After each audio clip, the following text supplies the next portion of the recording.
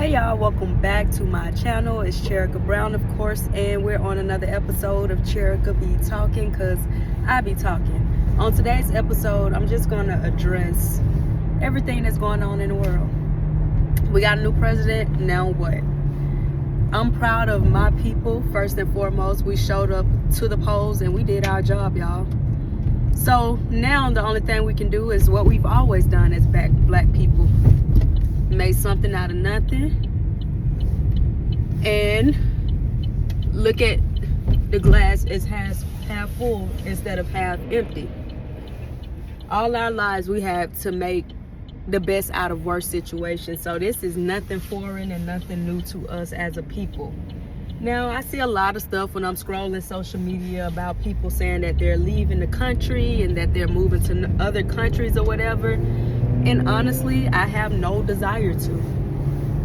And it's not because, I'm scared or anything, but it could be the upbringing, our upbringing and how we were raised, like in the hood and everything. We don't run from the smoke, we run to the smoke. You know what I mean? So like, I'm a Native American, I'm from America. It's all cool that other groups in the diaspora are standing up for us, and Ghana and Nigeria and other African countries are welcoming us home and giving citizenship to us who possibly can trace our DNA back to their countries. But my family's history is in America, dating all the way back to slavery. My home church, in the back of my church, has graveyards that goes all the way back to slavery with people that have my family's last name. So I'm home. You know, this is all my people have known as home for centuries, more than centuries at this point. So I don't have no desire to uproot my life and go to another country, at least not right now. You know, things can change. And I say that to say, y'all don't run from the smoke. We have to stay here, stand our ground, and we got to fight the good fight, as they would tell us. Ain't no sense in being scared when the God we serve is big. You know, God is bigger than any of this that's going on around us, and we have to get to the point where we understand that black people are enough. We've been preaching this and saying this since Dr. King and before all of them. We are enough. Like, they had the whole campaign about black being beautiful and everything. We are the most talented group of people and individuals, and we don't need other groups of people for nothing. Like, yes, we're all better together and stronger together, but black people and any minority group or any discriminated group, this is our time to come together and understand that we're bigger than the government. Literally, we're bigger than the government.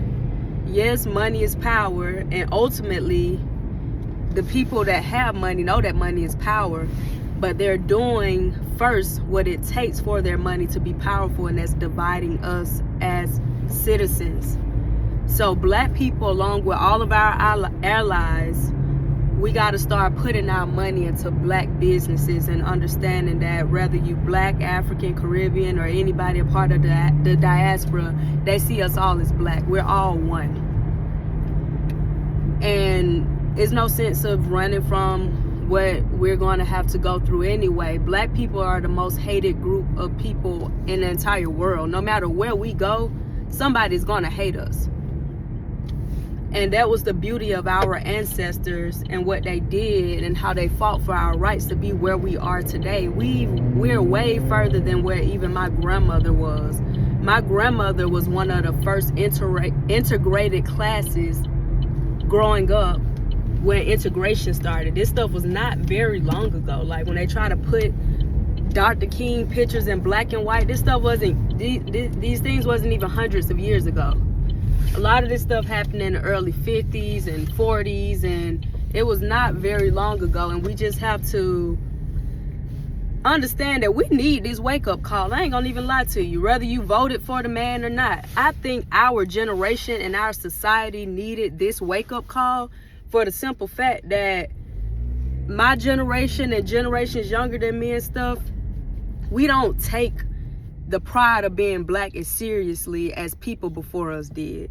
Like, we play around with other races when it comes to dating and, you know, and all of this other stuff. And we sit around and you watch people allow their cool white friend and other racist friends use the N-word like it wasn't a word that was derogatory and used towards us for enslavement. So we have to realize that all of these things were put into place for institutionalized slavery. And I don't think we don't take it that serious, because America has tried to remove us from the reality of it. And essentially that's what the president's goal is to do, is stop educating us on this. So it's time for us to realize that education starts at home. Okay, cool. They may be taking Black history and stuff out of the school system, but that don't stop us from writing our own books and spreading knowledge and forming groups and gathering together as our people had to do before. They told us a long time ago that each generation would get wiser but weaker. And we see it happening before us right now. But it's time for us to get strong and to stand on what we believe and to love ourselves more than we love other people. Because like I said, as Black people, we have a history of just glorifying anything that's not Black, because we want to be accepted so bad, y'all. Stop wanting to be so accepted and understand that we are stronger together, and the change starts at home.